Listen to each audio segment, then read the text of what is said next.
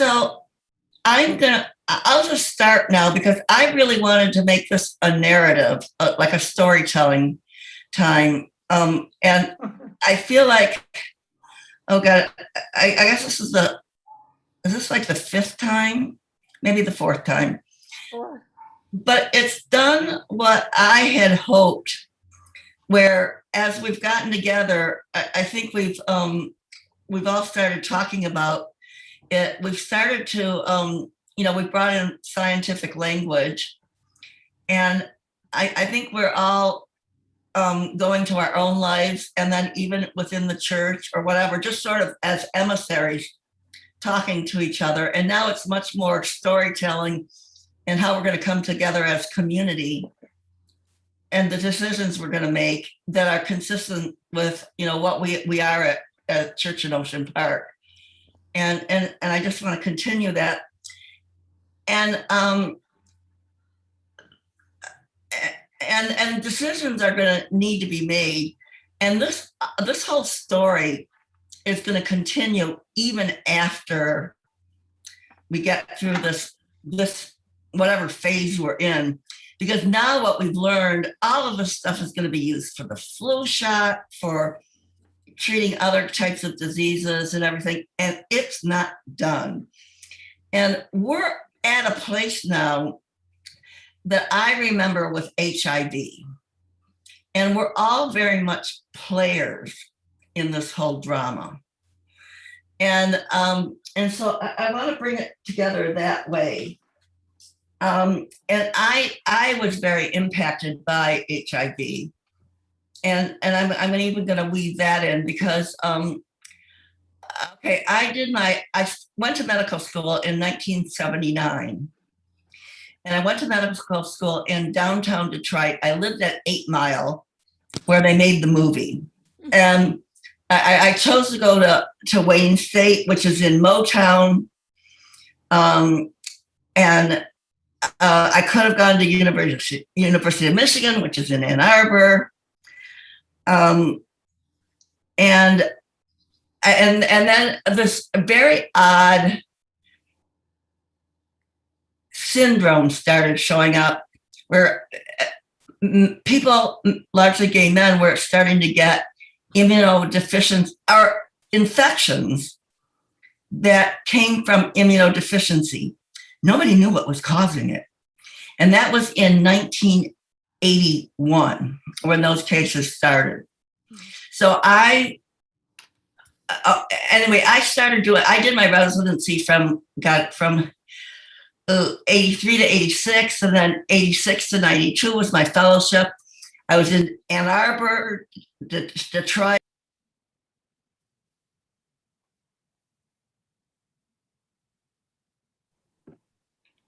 You can't hear me. No, you accidentally muted someone else, and okay.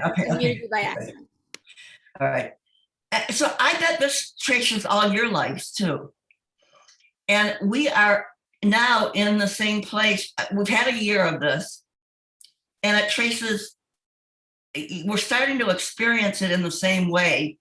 And interestingly, many of the same players in the science are involved. So I just want to tell you a few stories about them, because you're going to see them. And I know the moral decisions they made and whether I thought they were moral or not. And so I think we can decide, we can watch them and see if they're going to make the same moral decisions as it comes, or social justice decisions as it comes about.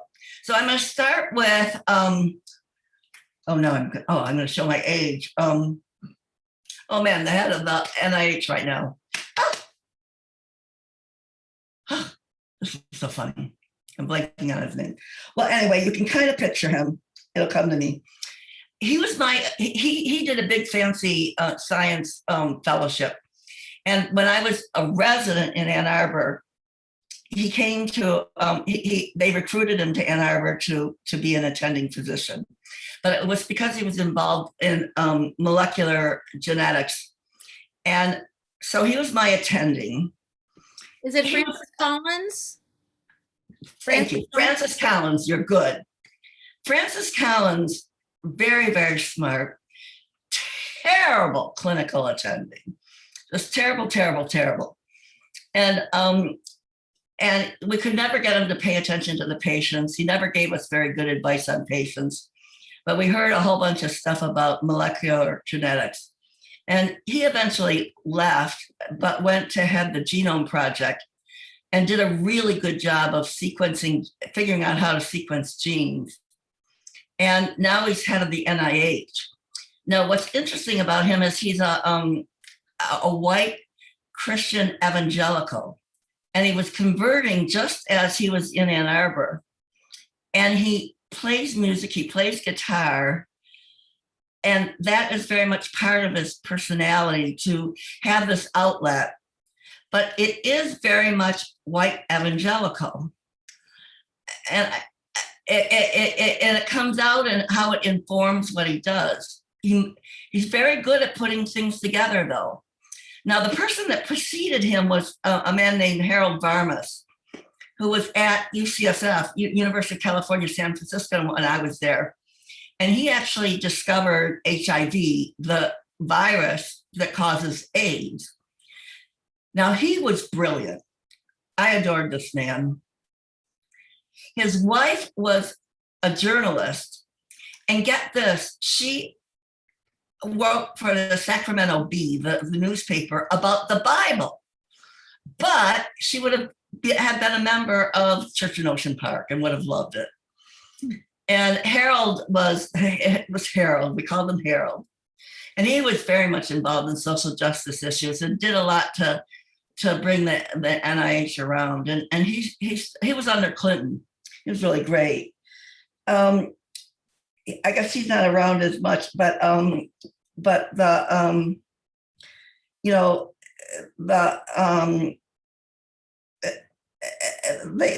just his approach is, what happens is going to be dependent on decisions that Francis Collins does under the NIH. And then there's a guy named David Kessler, and he was with the FDA, and he was he's now being used by Biden for procurement of the vaccine. And that's important because what David Kessler did is he made sure that American companies provided HIV treatment to other countries globally. And that's why HIV at appropriate cost. And that's what he's doing right now. And that's why the procurement for the United States has been so good, but he's looking for an eye to what we do globally. And he made some really good decisions. So I'm really glad that Biden has included him. And then, and David Kessler was a fellow when I was a fellow at UCSF. And then there's Anthony Fauci.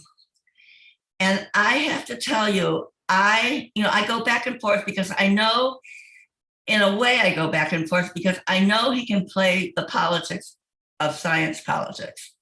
They're not easy. On the other hand, he made some pivotal decisions with HIV and treatment. And if he hadn't made those decisions, we would not be where we are. So his intellect is really sharp. I think he's made some good decisions with COVID. And so I think he's a good guy. And then Rochelle Walensky, I don't know her well. I know a bit of her. She's a mom. She has 3 children. She's been East Coast educated. People think very highly of her. She really brings a science to it. It's public health, which is different than the science of the NIH. And it's much more treating a population. And she much more makes the decisions in a way what she as a mom would want. And I've seen her I've seen her cry at presentations and wanting to bring a humanity to it. So I sort of trust her. And the cross currents are good. And then I want to start telling a story about the development of these vaccines. because in a way we take it as a given. And I think if we think about the story, we much more know what to do next as we deal with the, still the appearance of the variants, and then the group amongst us who has chosen not to go the vaccine route. So to start with,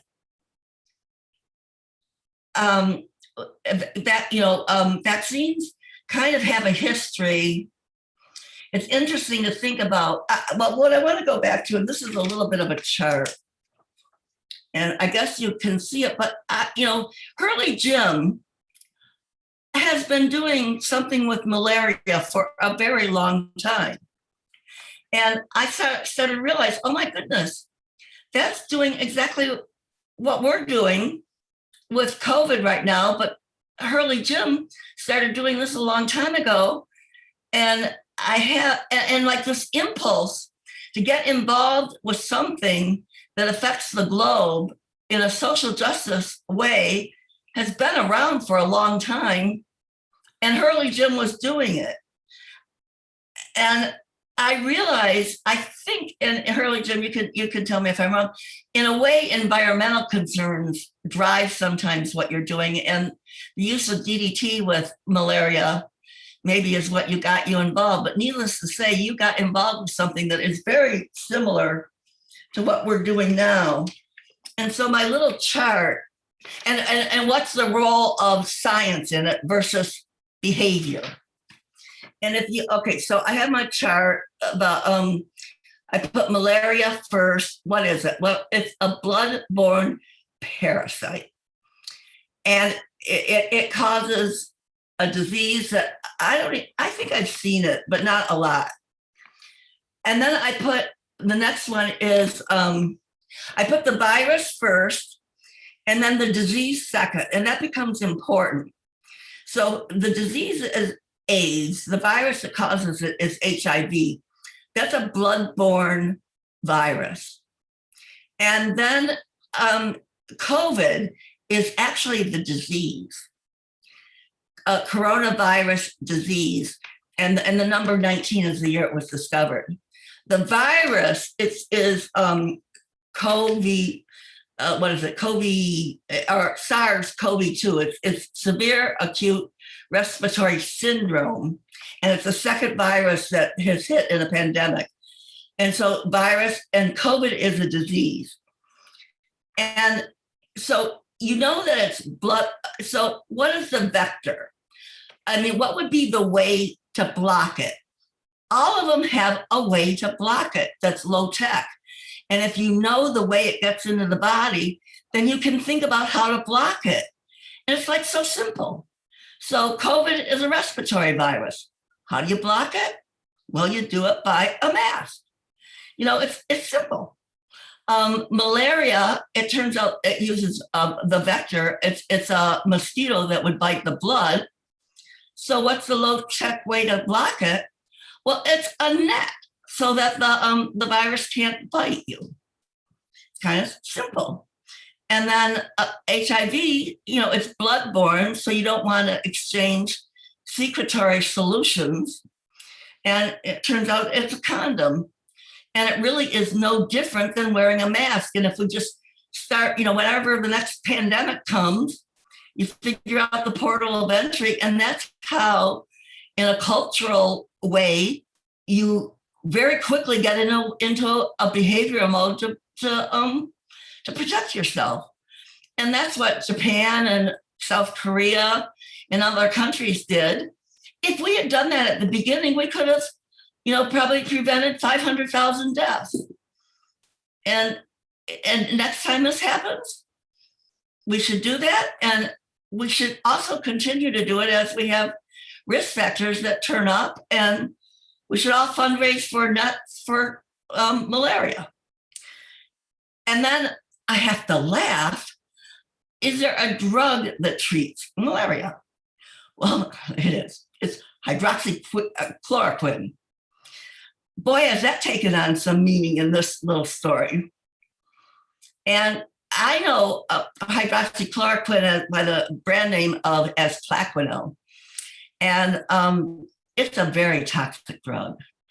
And so when Trump was spouting off that we could use hydroxychloroquine, and I said, I had to figure out that it was Plaquenil, and it's like, well, I'm not throwing that at people unless they really need it. It's used for lupus, and I saw it in it's a type of lupus, discoid lupus, that affects the skin. It's a very toxic drug, so you only use it if you can.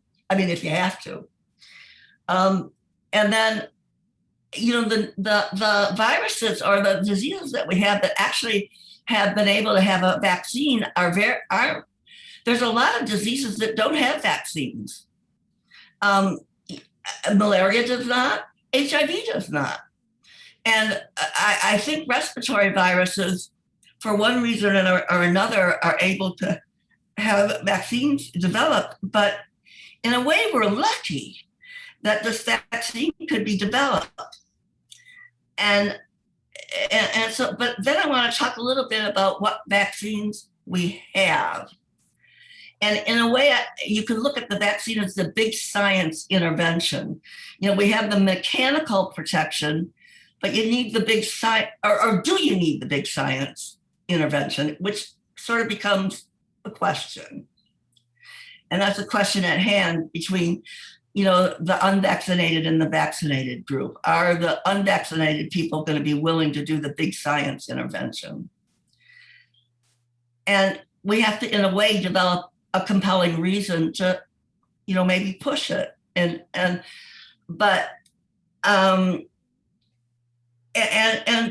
history of these vaccines is that, and I don't know that Trump really had anything to do with this, but that, that warp speed thing, whatever it's called, the idea was to use this whole idea about innovation to generate a better vaccine.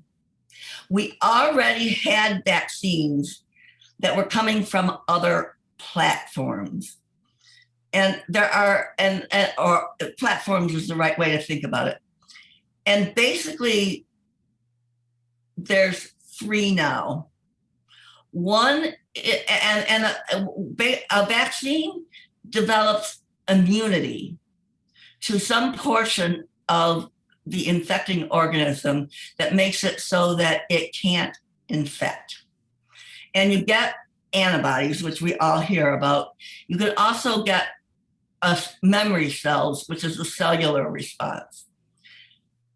And there were 2 basic platforms before they did this thing with innovation.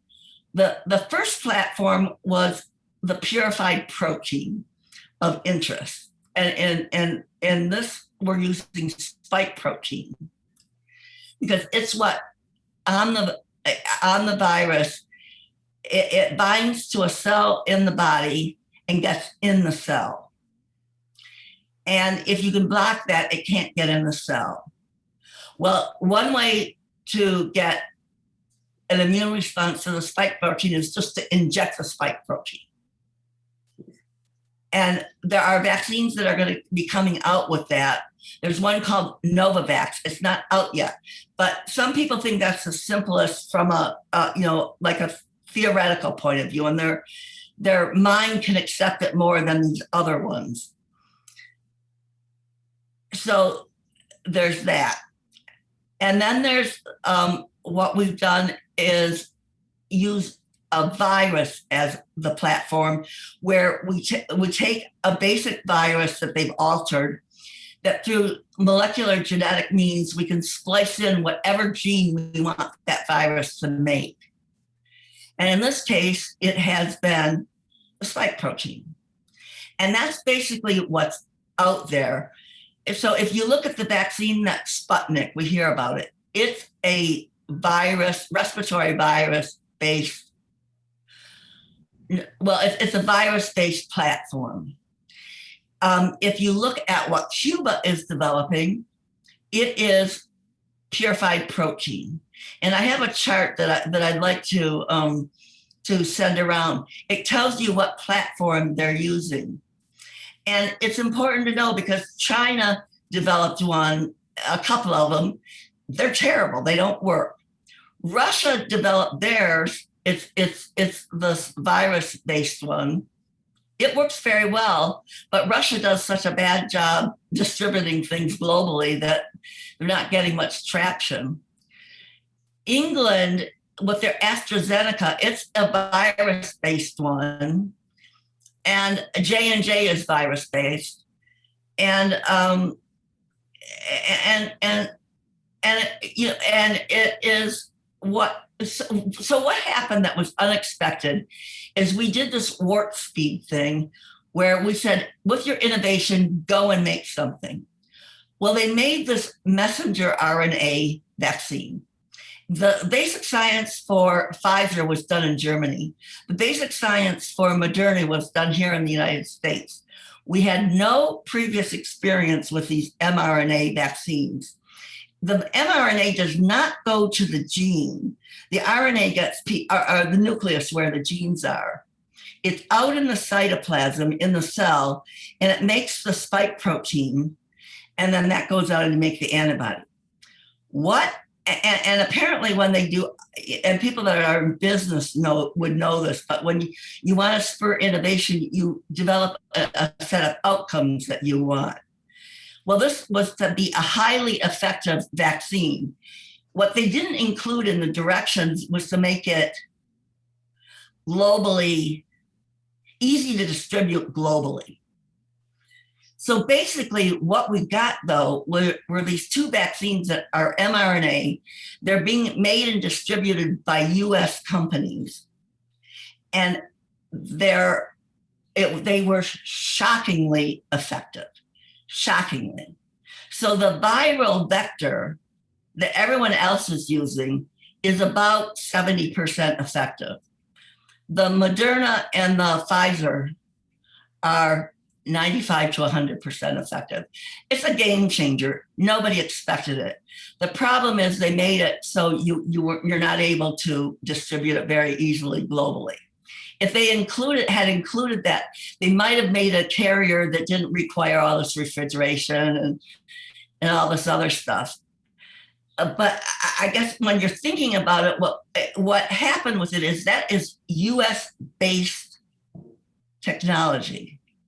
To get it global, you're going to need these people that are going to want to facilitate global distribution. And then we're going to have to figure out a way to make it easier to distribute. All right. So now, so what happened is we had this pandemic. It started out in China. There's a bunch of political discussions about how it started, but in a way it doesn't matter. It came to the United States. We should have put masks on right away, but Trump, from a vanity point of view, couldn't stand having a mask on, and he said it looked like either a jock strap or a training bra. And so that's why we're not doing it. And it's so silly. And then let's see. So, and now, and then we didn't do the behavioral things that if we had done, we would have been okay. Other countries did. So South Korea, Japan, China, they got it under control. Europe is sort of halfway in between. The thing though, but what Biden did is he decided to use these highly, highly effective vaccines as the mainstay of our therapy. So that's how we got our country under control. And no other country has access to this highly effective vaccine like we do. So they can't do the same thing until procurement is the same way. And are we going to be able to do that? And I guess where I want to take this and then, kind of open it up for discussion is that we would be India if Trump had become president. Because we wouldn't, India is actually doing better than us. They're willing to use masks. The only reason we're doing it as well as we're doing is because we have the vaccine. And we need to understand that, because we don't know how lucky we have it and where we would be if we didn't have the vaccine. And so, and then just to get to the issue of the vaccine. Oh, okay. There's a couple things I want to say. First of all, the disease is different than being infected by the virus.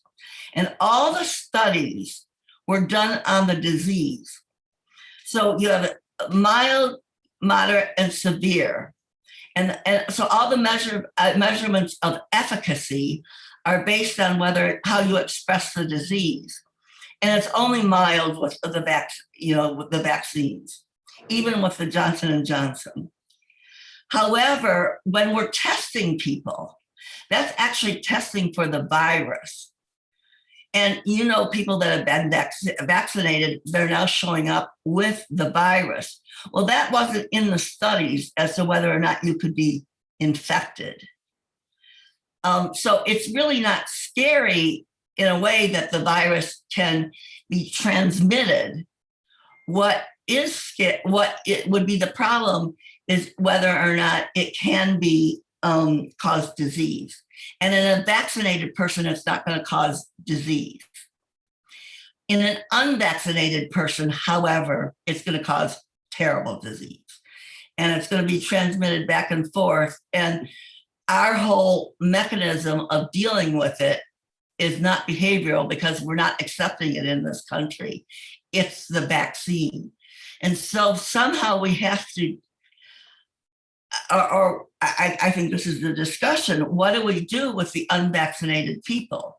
Because how do we deal, how is that community dealt with? And I want to bring up a few things. Some of the reasons that people don't want vaccines is they haven't trusted the institution of medicine. And it's for good reason. And different people have different reasons to not trust an institution. But they have shown that it really is associated with a PTSD-like syndrome. And that's how you approach it. Other people have issues around not wanting to have fetal cells used. Well, that's important to them, right to life. Well, there are certain of these vaccines that are known not to use fetal cells, so we could guide them that way. And and there are other issues that come up, but since our society has really decided to use vaccines as the way to treat, and it's not true that you won't get really, there's these various conspiracy theories that say you don't get sick if you get, especially if you're young. Well, that simply isn't true. And as we get these variants, it's selected to be more transmissible. The idea is not to kill the patient. The virus really doesn't want to kill us, because it wants to have a place to reproduce, but it really wants to become transmissible. And the Delta variant has more than one mutation in it.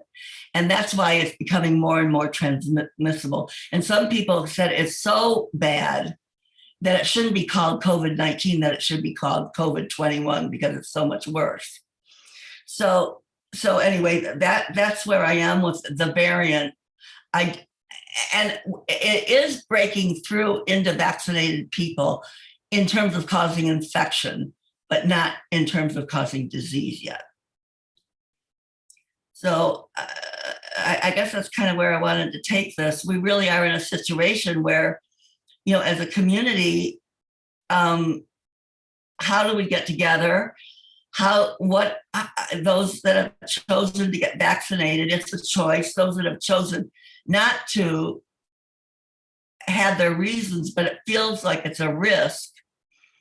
And it's going to be really, and then one easy thing to think about is wearing a mask can be thought of as equivalent to getting vaccinated. The data really shows that. And being inside really is the only unsafe place to be. Being outside is without a mask is probably very safe. So that's sort of my narrative. I'd love to hear, I really would love to hear what you guys are thinking. Daria. I have a question. You said that both HIV and malaria do not have a vaccine, and those two diseases, if you will, are affecting primarily Africa, I think, and probably. Well, HIV didn't just affect Africa. It did affect it though. My question is there like a systemically racist kind of reasoning behind the fact that those two things that affect Africa more so do not have a vaccine? Is there a social justice component here? No, nobody really understands. The scientists do not understand why we couldn't develop a vaccine against HIV. We don't understand it, and we just can't. So we switched to, and this is where Anthony Fauci came in. Since we couldn't get a vaccine and we couldn't get other sort of basic treatments, he did this brilliant thing.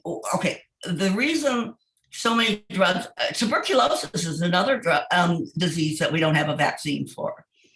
And the farther away from a human cell that an organism is, the easier it is to make a drug that blocks it, because you're not making a drug that would also affect the human being. So that's why hydroxychloroquine is so toxic. Is malaria is a parasite. It's closer to the human body. And so the drugs to treat malaria are, and the reason we were able to get HIV drugs is it is an RNA virus in that its double helix, its genome is RNA. It has to be made into DNA to replicate. We don't do that in the human. So you could develop things that block that pathway without hurting a human being. And that's what they did. That's what they do now. They're the antiretrovirals, reverse transcriptase. We went that direction. So we can't vaccinate, but we can give that drug forever. As long as it brings down the levels, then we're safe. But it means you have to take a drug for the rest of your life.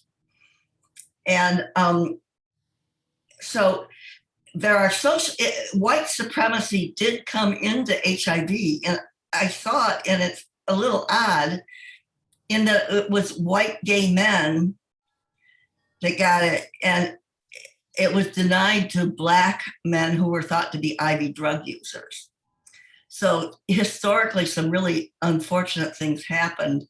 So there are social justice things to think about. The fact that we don't have vaccines isn't one of that affected isn't one of them.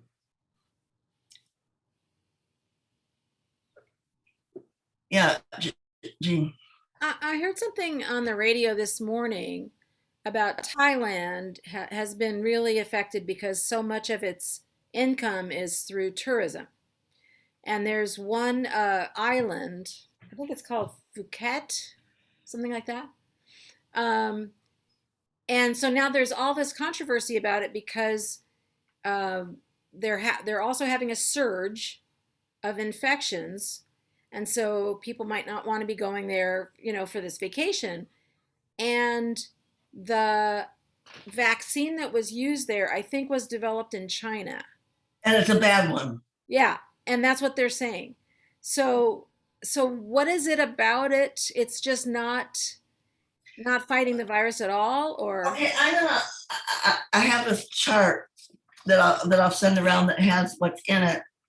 And they've done a few, but they have these inactivated monkey cells that they somehow infected with the virus, and they're not working. It's like a bad concept, and China's didn't work.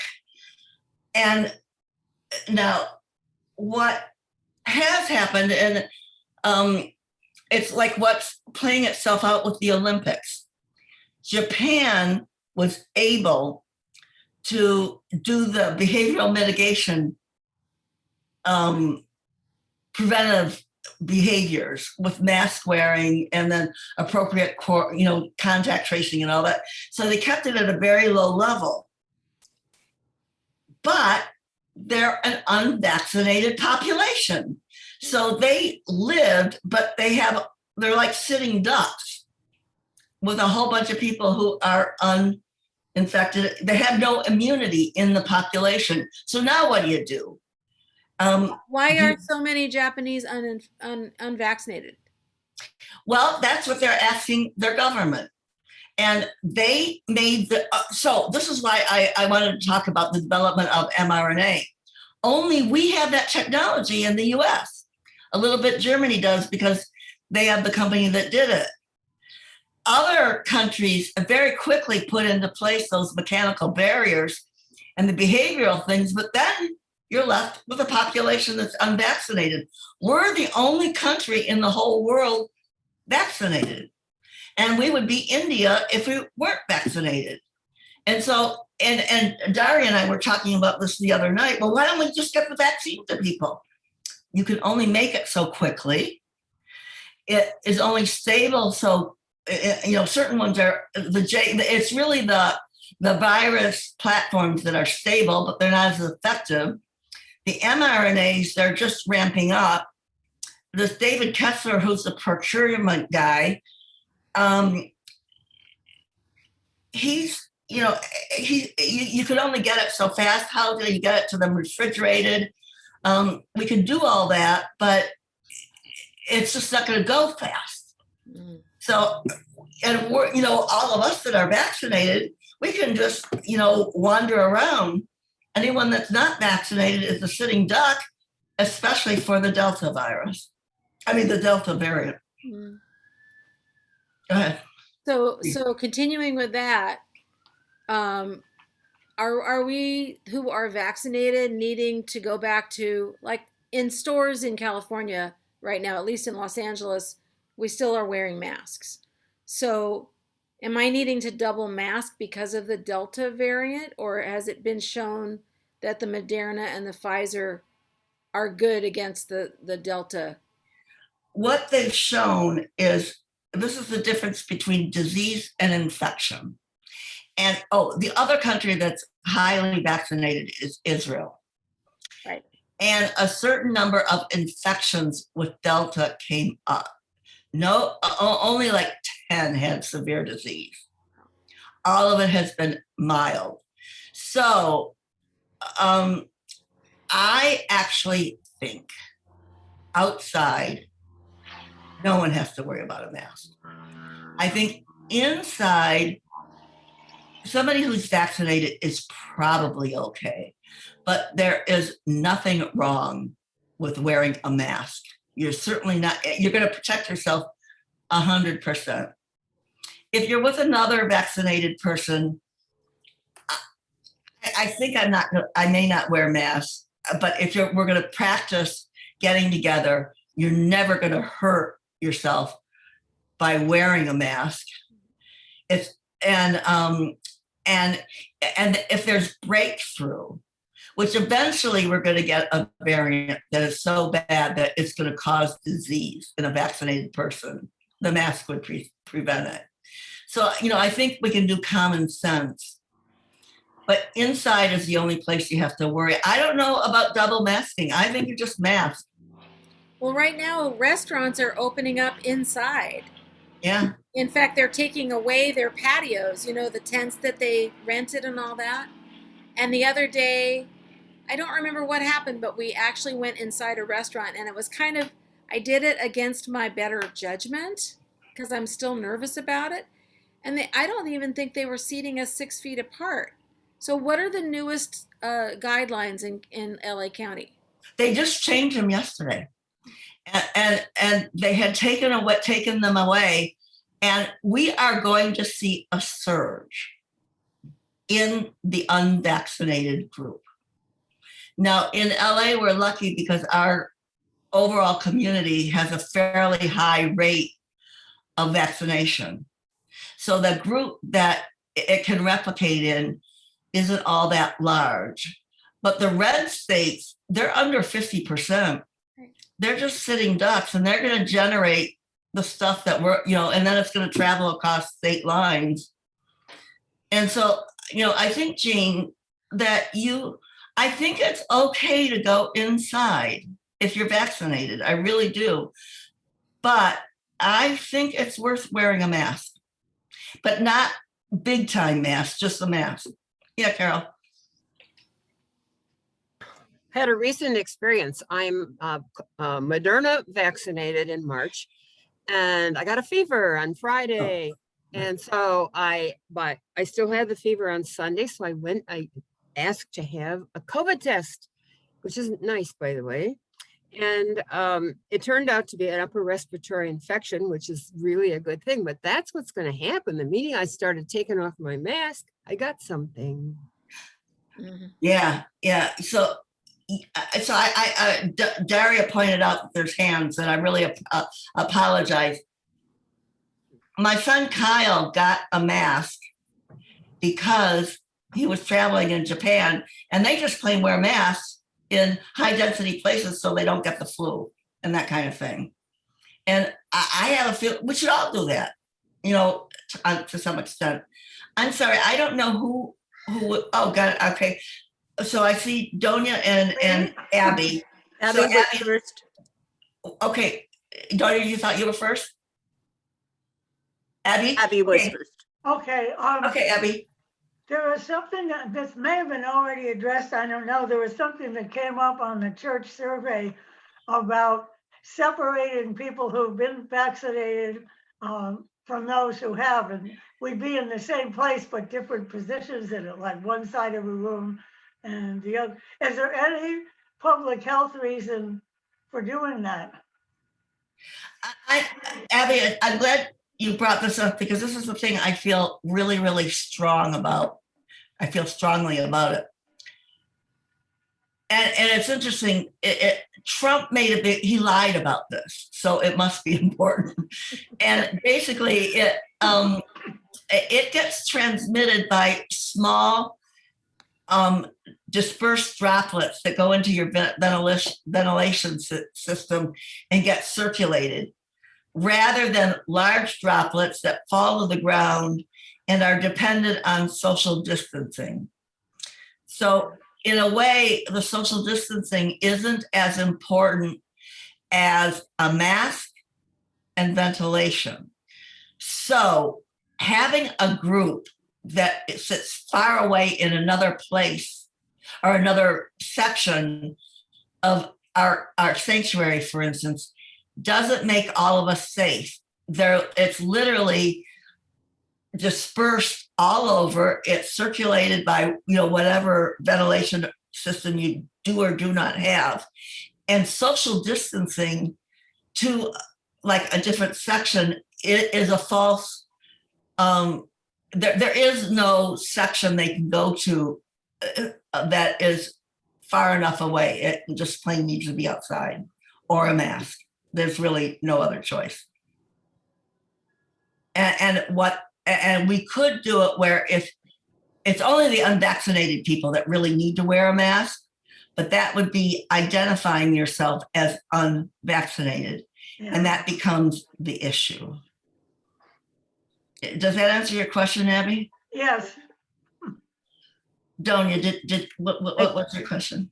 I've got a bunch of them. Good. I'll start with, I've got friends who have not gotten vaccinated. They say enough research hasn't been done on it, on the Pfizer and the Moderna. And what would you say that I say to them? And in one particular case, her family's all African-American, and because she's the matriarch and not doing it, half of her family hasn't gotten them. The how you talk about it is really the next chapter in the story. So I really want us to be able to talk about it like we are, so that we don't become divided as a community, and we're using concepts that we can all agree on the facts. And so now what they're talking about is, what is the risk if you don't do something? What's the risk of action?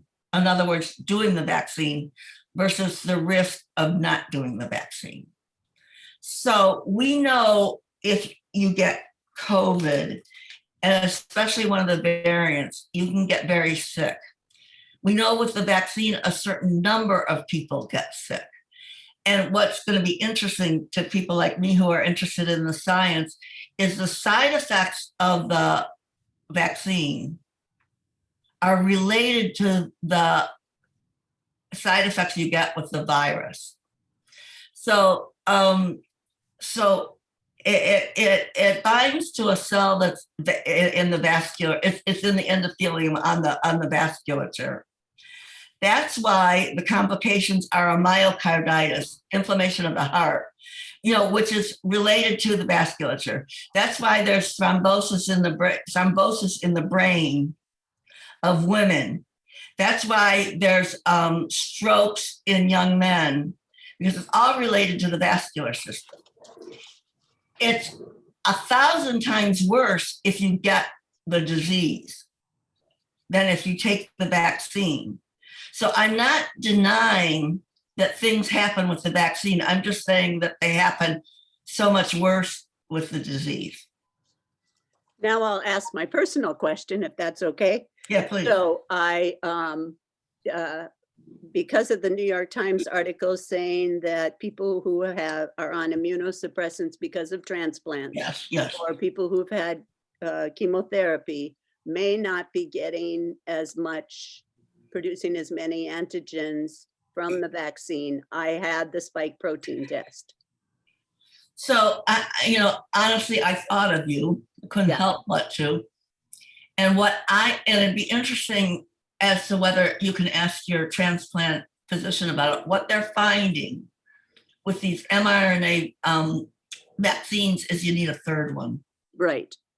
And that the immunity is and so Anthony Fauci with us, the United States, made the decision that we were going to get 2 doses of the mRNA vaccines, rather than what England made the decision to not give 2 doses and spread it around.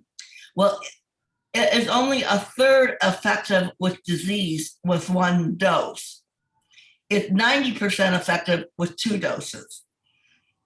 And in somebody that's immunosuppressed, you probably need 3 doses just to keep ramping it up. So if I were you, I would try to find out how I could get a 3rd dose. Yeah. And what I heard, I go to a Walmart pharmacy, which I never wanted to do, but it turns out they're really good.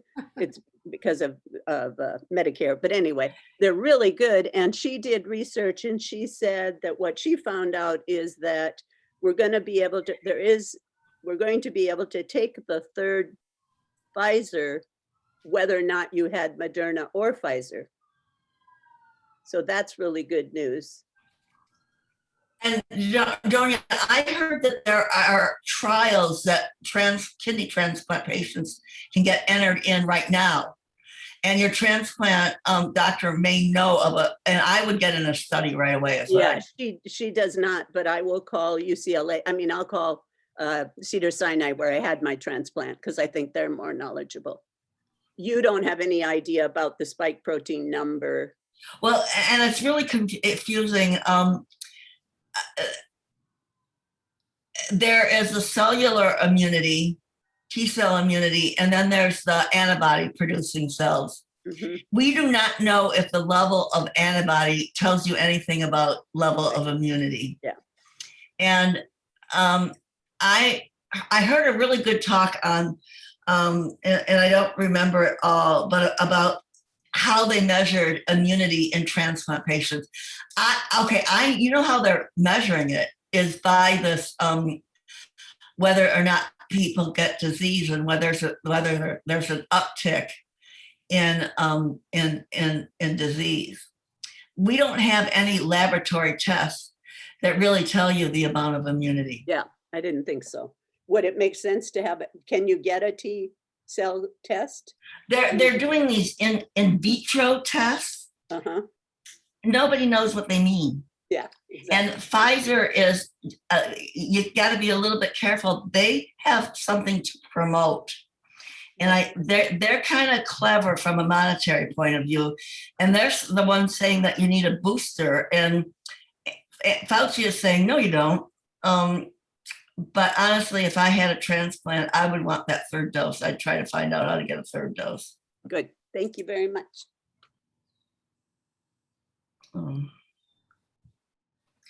So I guess I want to think about, I'd like you guys to, I want to think about how we should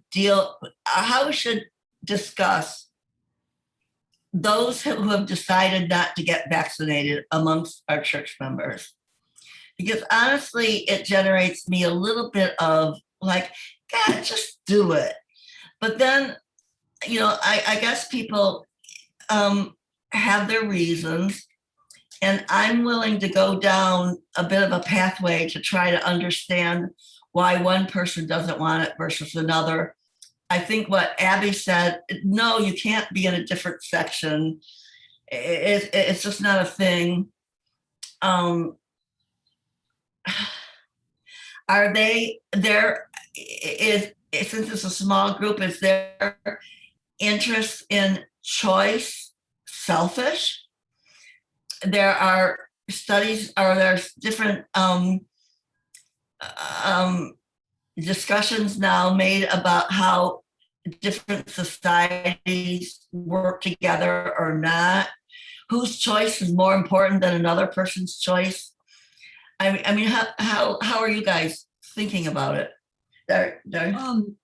From certain theories that I've heard of people I know who are choosing not to get the vaccine, I've heard that there's a fear that too much of this vaccine has been pre-planned and that there's this really nefarious, terrible agenda to kill off society via vaccine, and that it's not like they're saying, oh, screw you.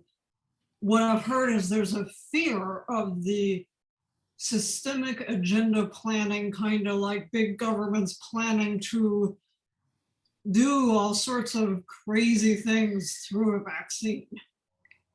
So, and how do we handle that? I really want to, when I discuss things with people, I don't want to be working off of conspiracy theories. And I don't mind talking about someone's genuine concern, but I don't want to do it from something that clearly can't be happening.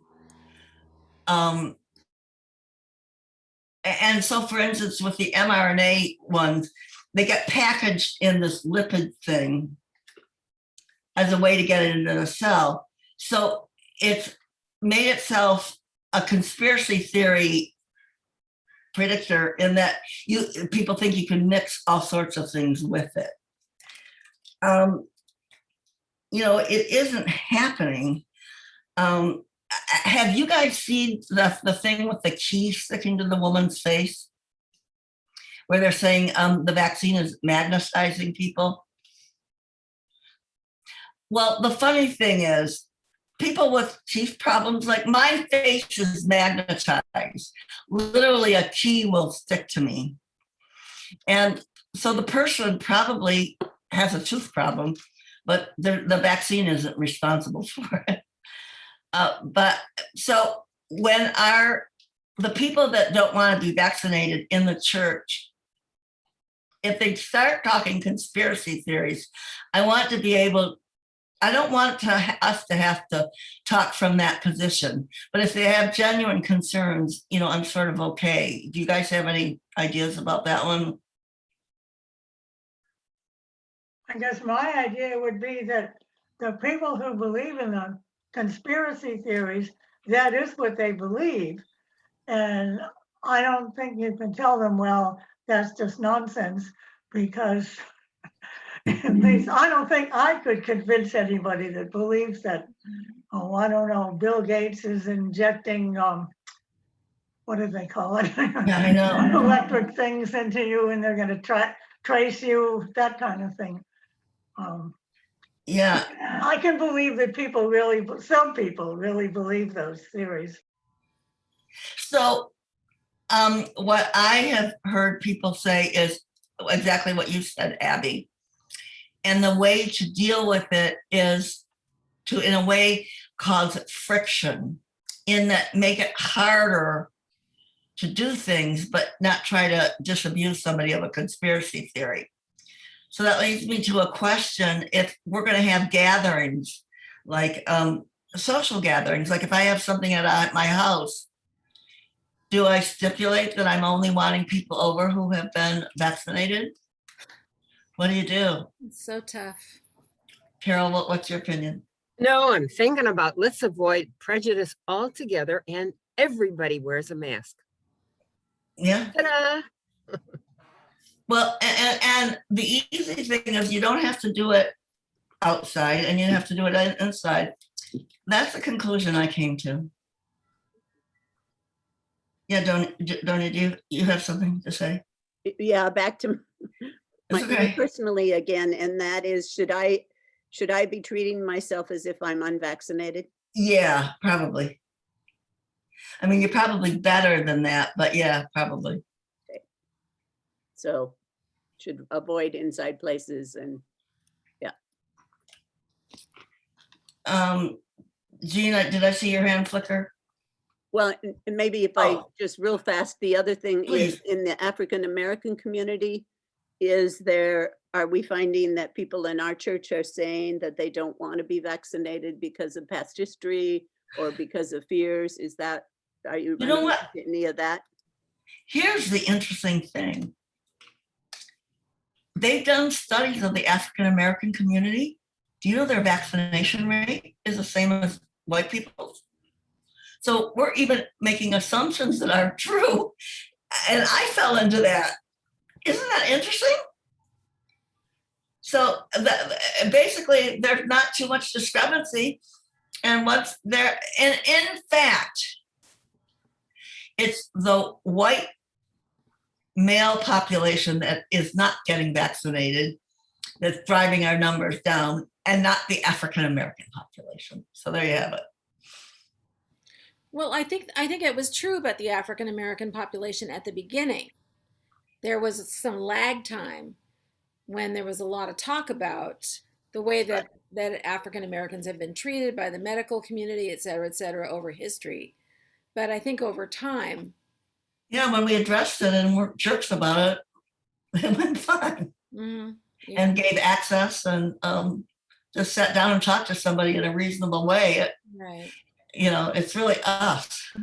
I don't know what to do about it, and I'm gonna have to leave actually. All right. But, well, no. And your host, I right? just wanted to say one last thing is Sure. that I think that especially in the church we have to respect what people say, and I think what Carol said is what we've got to do is just everybody has to wear a mask.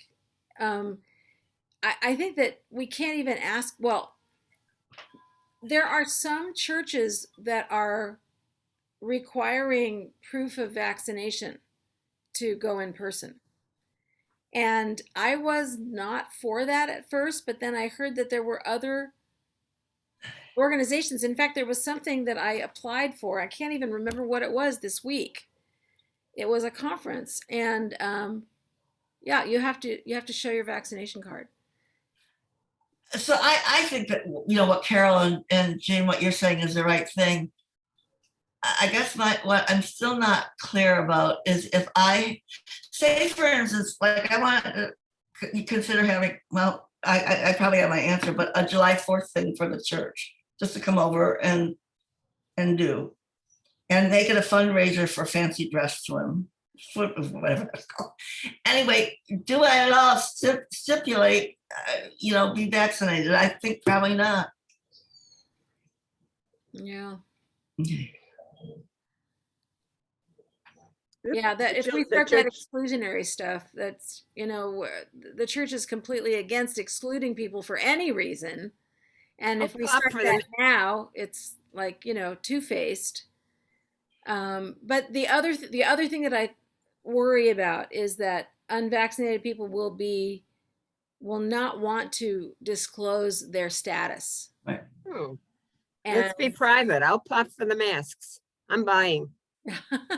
Yeah, I'm with you, but I'm glad we can talk about it this way. yeah. And we're the story. What the decisions we make, we're going to be Church in Ocean Park, and they're going to say this community went through it this way, and and we are, and I think we're going to have a certain amount of success, and we're going to know why we're making the choices. Thank you, Claudia. This is terrific as usual. This has been really good. Thank you, guys. Thank you, thank you. Thank you. All right. We'll Bye, look Jean. forward to what you're sending. All right. Bye-bye. All right. Bye. Bye-bye.